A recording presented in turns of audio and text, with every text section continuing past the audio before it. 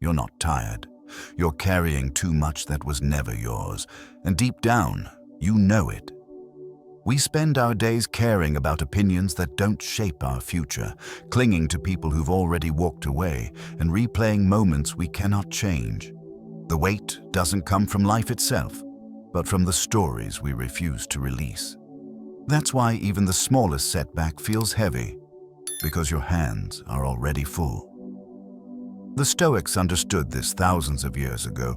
They knew that peace isn't found by adding more strength, but by removing what drains it. Letting go is not coldness, it is clarity. It's the quiet decision to stop bleeding energy into the uncontrollable. Today, we explore 8 Stoic principles that teach the rare, liberating art of not caring about what doesn't matter and finally freeing yourself from what's been holding you back. Your life becomes lighter the moment you choose to release. Let's begin. Principle 1. Disengage from what doesn't belong to you. There is a kind of suffering that doesn't come from life itself, but from the invisible burdens you quietly adopt. You carry disappointment that isn't yours. You carry guilt that was handed to you. You carry the emotional storms of people who never learned to calm their own. And the longer you hold these things, the more you forget which weight actually belongs to you, and which part of your exhaustion comes from trying to solve problems that were never your responsibility to solve. Stoicism begins with a powerful separation. What is mine and what is not? Epictetus taught that most misery comes from crossing this boundary without realizing it.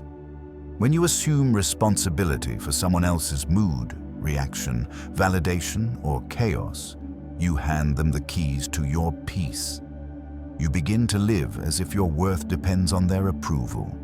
Your calm depends on their stability, and your identity depends on their behavior. And suddenly, you are no longer living your life. You are managing theirs. Think about how many times you've replayed someone's words long after they've forgotten saying them. How many times you've tried to fix someone's disappointment, even though it wasn't caused by you. How many times you've carried the emotional weight of people who refuse to carry their own. This kind of over-responsibility masquerades as compassion, but in reality, it drains you until you are too tired to even show up for yourself. Disengaging does not mean becoming cold or uncaring. It means recognizing the line between empathy and self-sacrifice. It means allowing people to feel their own feelings, solve their own issues, and learn their own lessons, without using you as the emotional container for every unresolved part of their lives. When you disengage from what doesn't belong to you, you free the energy trapped in endless emotional labor. That energy returns to your purpose, your growth, your clarity, your inner stability. Ask yourself, is this mine to carry? Did I create this issue? Am I responsible for fixing it? Does holding this help me or harm me? Let the answers guide your release. Return every burden to its rightful owner, gently, silently, firmly. Your peace is not a community project. It is a personal responsibility. And the moment you stop carrying what was never yours, you become lighter, stronger, and more present in the life that is truly meant for you. Principle 2. Identify what you can control. Release what you can't. One of the greatest sources of human suffering is the belief that we can force life to bend to our will. We try to control outcomes, reactions, timing, relationships, and even the way others think of us. But the more we cling, the more reality pushes back. The Stoics saw this clearly. Almost everything that keeps us up at night lies outside our control, yet we treat it as if our anxiety could somehow reshape it. This is why we grow tired without moving forward. We're wrestling shadows, not shaping our path. Marcus Aurelius wrote that freedom begins the moment we divide the world into 2 categories: what depends on us and what does not. Your thoughts, your choices, your actions, your character. These belong to you. Everything else, the weather, someone's opinion, an unexpected loss, the behavior of others, belongs to the world. When you confuse these categories, you suffer. When you respect them, you become unshakable. Think about how much emotional energy you've poured into trying to influence the uncontrollable. You've worried about whether people like you, even though liking is a personal judgment you don't get to own. You've stressed over outcomes you could only prepare for, not dictate.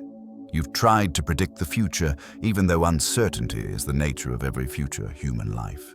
This constant vigilance is exhausting because it's impossible. You're trying to grip water, and the harder you squeeze, the faster it slips away. Letting go of what you can't control doesn't mean giving up. It means positioning your strength where it actually matters.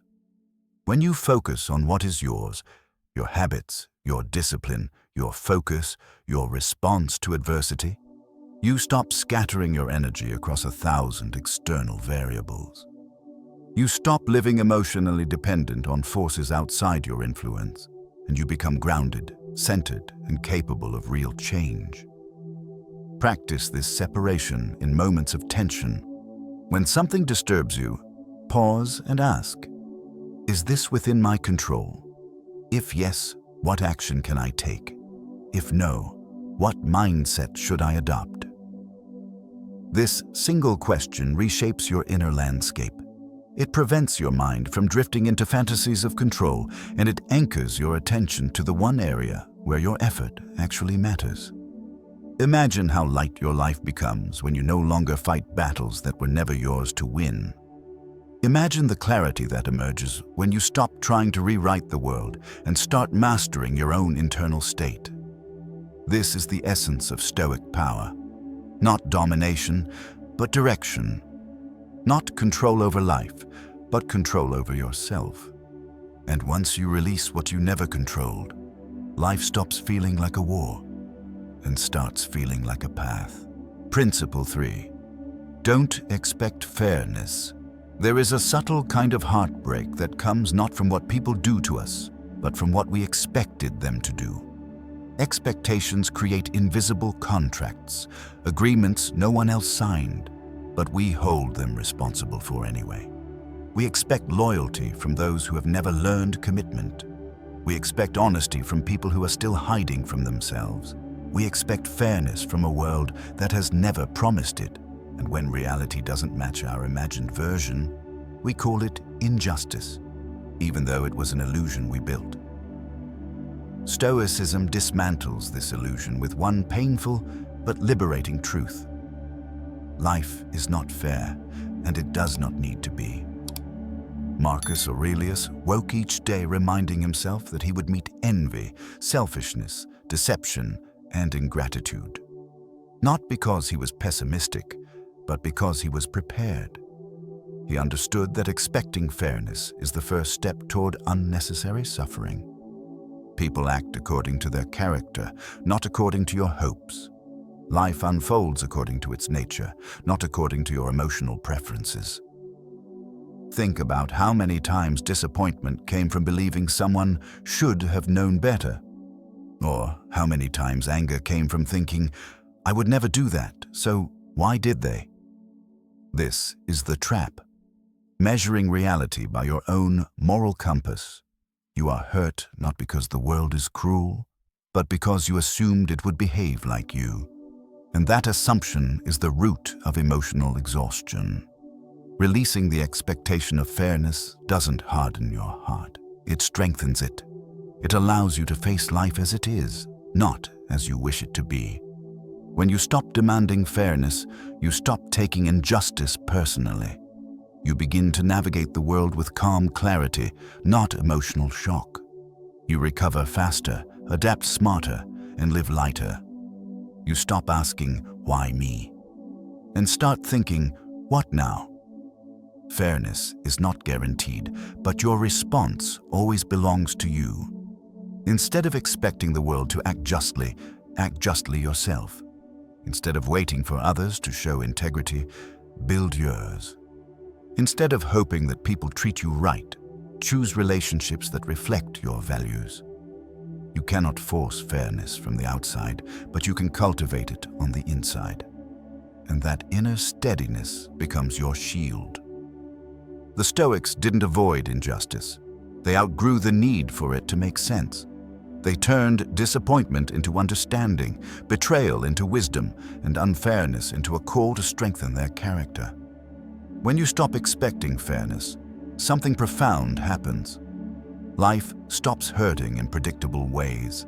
You no longer walk through the world fragile, waiting to be offended.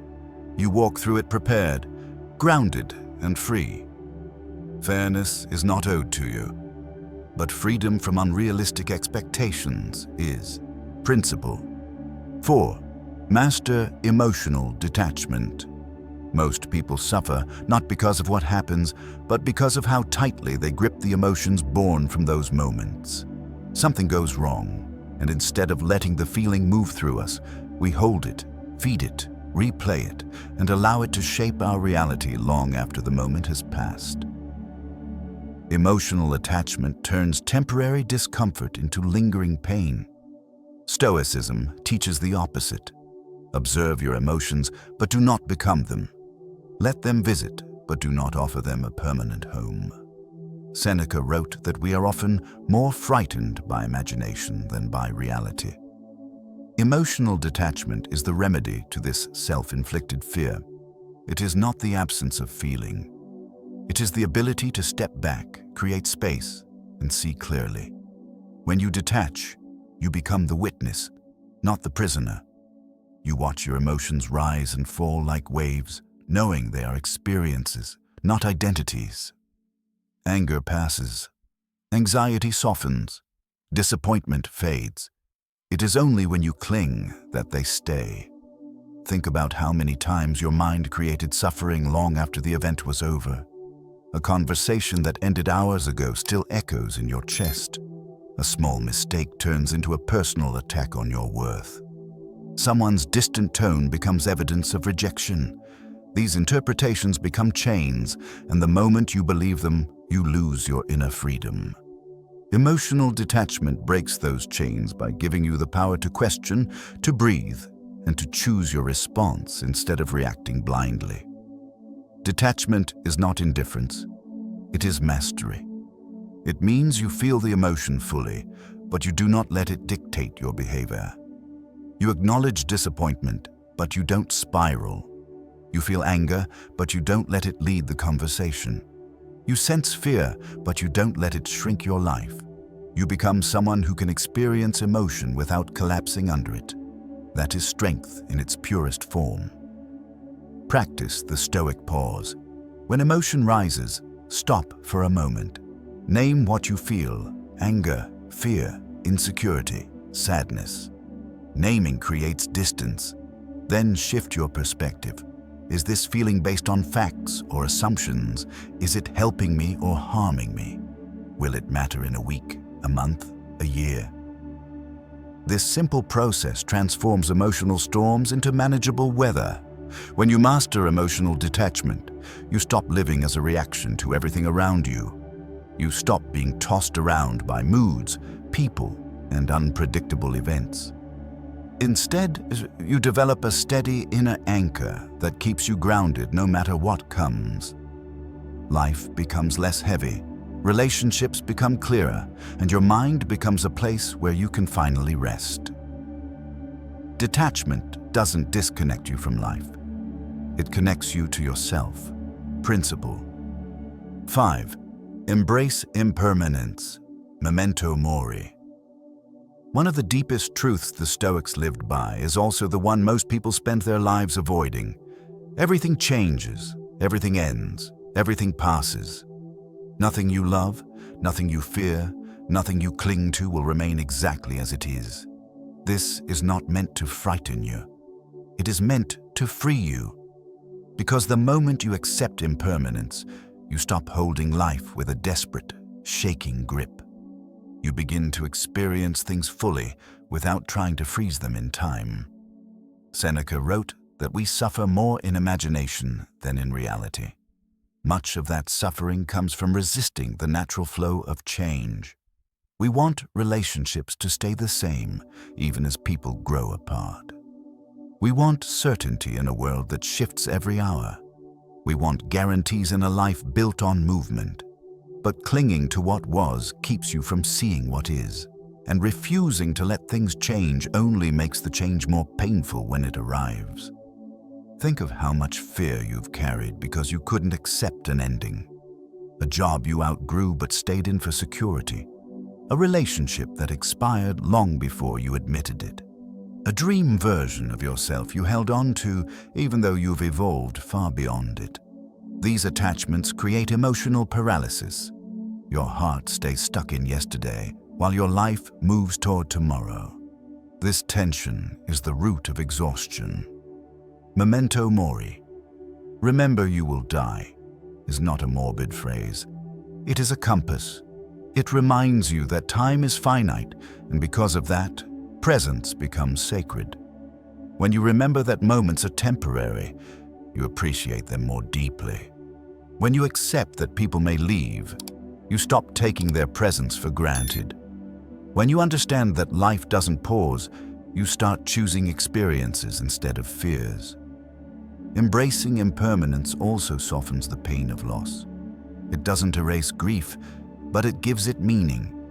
You begin to see endings not as punishments, but as transitions, as part of the same natural rhythm that gives life its beauty. Flowers bloom and fade. Seasons shift. You inhale, you exhale. Impermanence is not a flaw in life. It is its defining feature. Practice a simple Stoic meditation. Each morning, visualize one thing in your life changing. A routine, a relationship, an opportunity. Not to create anxiety, but to build appreciation. When your mind accepts that nothing is guaranteed, gratitude becomes instinctive. You stop demanding permanence and start cherishing presence. When you embrace impermanence, you stop gripping life with fear and start holding it with grace. You stop chasing certainty and start flowing with reality. And slowly, you discover a profound peace. Nothing lasts, and that is exactly why everything matters. Principle 6. Stop trying to change people. One of the most draining battles you will ever fight is the battle to change someone who has no interest in changing themselves. You've poured patience, explanations, kindness, second chances, and emotional labor into people who continue to repeat the same patterns. And every time they fail to transform, you silently blame yourself. As if your effort could rewrite someone's character or your love could override their resistance. But the truth is painful and liberating. You cannot change a person who is committed to staying the same. The Stoics warned against investing your peace in the inner world of others. Epictetus taught that our suffering begins when we try to control what is not ours. And another person's growth, mindset, choices, or maturity will never belong to you. People change when the cost of staying the same becomes too heavy for them, not when the cost becomes heavy for you. You can inspire, guide, support, or model a better way. But you cannot force awakening. That work is internal, and it is sacred. Think about how many versions of someone you've carried in your mind. The version you hoped they would become. The version you thought they could be, with just a little more effort. The version you believed your love or loyalty would unlock. These imagined versions keep you stuck in cycles of disappointment because you are attached not to the real person, but to the potential you projected onto them. And potential is seductive, but it is not a promise. Letting go of the need to change others doesn't make you cold. It makes you wise. It means you finally understand that emotional responsibility must be mutual. Growth requires willingness. Respect requires reciprocity. Love requires action. You cannot fill in what someone else refuses to build. You cannot water a garden that the owner never tends. Once you accept this, you stop sacrificing your self-worth on the altar of someone else's stagnation. Focus instead on redirecting your energy inward. Improve your boundaries, not their behavior. Strengthen your values, not their excuses. Build your life, not their potential. When you do this, something powerful happens. People who are truly aligned with growth will rise to meet you, and people who are not will naturally drift away. You no longer need to force anything. Your evolution becomes the filter. Ask yourself, is this person choosing growth, or am I forcing it for them? Am I carrying their responsibility as if it were mine? Then release what isn't your burden. The moment you stop trying to change people, you reclaim the energy to transform yourself. And that transformation has more influence than any argument ever will. The right people evolve with you. The wrong people resist your evolution. Your only duty is to grow, not to drag anyone with you. Principle 7. Reduce attachment to outcomes. Most of our anxiety doesn't come from the work we do. It comes from obsessing over the result we hope that work will produce. We tie our worth to success, our identity to performance, and our emotional stability to whether life delivers the exact outcome we imagined. But outcomes live outside of us. They depend on timing, circumstances, other people, and variables no human can fully control. When you attach your peace to something that unpredictable, suffering becomes inevitable. Stoicism teaches a radical shift. Focus on the process, not the prize. Epictetus reminded his students that we control our intentions, our actions, and our effort, not the final shape of events. The moment you understand this, you stop bargaining with the universe. You stop demanding that life reward you for your effort in a specific way. You stop believing that a certain outcome will finally make you whole. Instead, you begin to find worth in how you show up, not in what you obtain. Think about how many moments of joy you've lost because you were too focused on the destination to appreciate the journey. You worked hard but felt empty because the result wasn't perfect. You loved deeply but measured the relationship only by its ending. You took risks but judged yourself solely by whether they paid off. Outcome attachment blinds you to growth, resilience, confidence, skill, and character, the very things that actually change your life. Letting go of outcomes doesn't mean lowering your standards or abandoning ambition. It means releasing the desperation beneath them. It means recognizing that you can give your best without controlling the universe. It means valuing the strength you built during the process, even if the result looks different from what you hoped. Sometimes the path you take shapes you more than the goal you aimed for. Sometimes the failure is a redirection.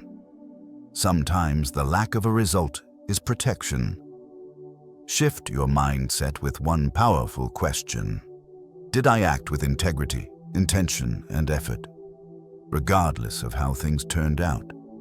If the answer is yes, then you have succeeded in the only way that truly matters. Let outcomes unfold as they will. Your peace should not rise and fall depending on whether life matches your script. Practice outcome detachment by anchoring your day in actions, not expectations. Focus on the workout, not the mirror. Focus on the craft, not the applause. Focus on honest communication, not controlling how someone receives it. Over time, the pressure dissolves, and ironically, your results improve. Because clarity replaces fear and presence replaces obsession. When you stop clinging to outcomes, you return to yourself. You remember that identity is built by discipline, not by results, and you finally understand the process is where your power lives. Principle 8. Live by virtue, not approval. One of the quietest traps in modern life is the constant urge to be seen, liked, validated, and accepted. We shape our words so no one is offended, our choices so no one questions us, and our identity so no one rejects us. But the more we rely on approval, the more we abandon ourselves. You become a shifting mirror, reflecting whatever people want to see, instead of a grounded soul standing firmly in your own values. And nothing is more exhausting than living a life that isn't truly yours. The Stoics understood this danger deeply. Marcus Aurelius reminded himself daily that the opinions of others are fleeting, unstable, and often misguided. To live for approval is to surrender your peace to the unpredictable moods of strangers. But to live by virtue, courage, wisdom, justice, discipline is to root yourself in something no one can take away. Approval depends on external applause. Virtue depends on internal truth. Think of how many decisions you've hesitated on because you feared judgment.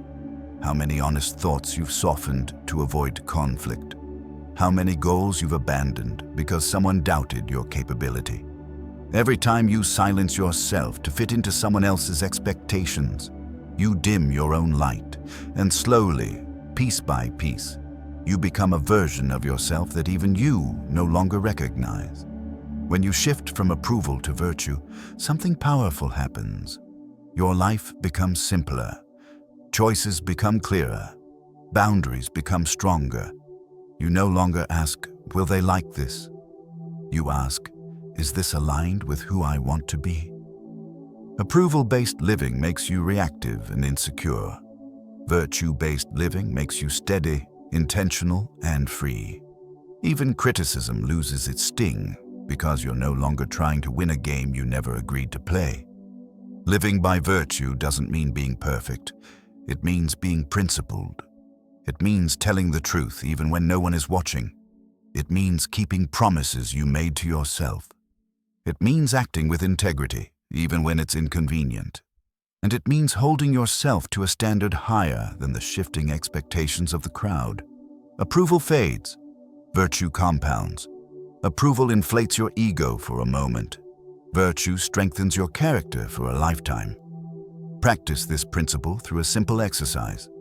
Choose one core value: honesty, discipline, kindness, courage, and live it quietly for 24 hours. Don't announce it. Don't seek praise. Just embody it. At the end of the day, you will feel a kind of peace that no compliment has ever given you. When you live for approval, you lose yourself. When you live for virtue, you find yourself. And in the end, the world respects a person who stays true, even if it doesn't applaud them at first. This is the freedom the Stoics fought for, and the freedom you deserve.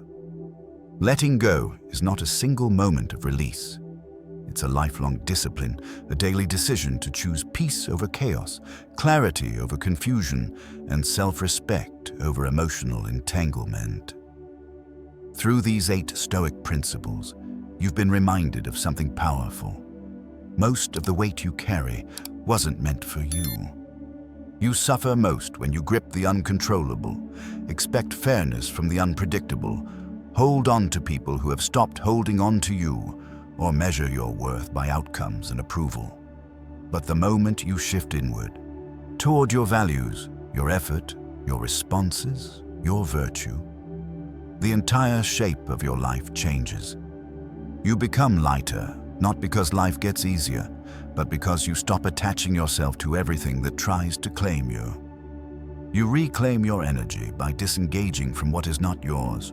You reclaim your focus by controlling only what you can. You reclaim your heart by embracing impermanence instead of fearing it. And you reclaim your identity by living according to virtues that no one can take away. As you move forward, choose one principle from this video and practice it today. Not tomorrow, not someday, today.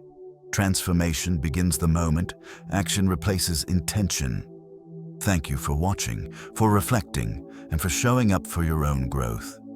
I hope you return for the next video, where your journey toward inner steadiness and stoic strength continues.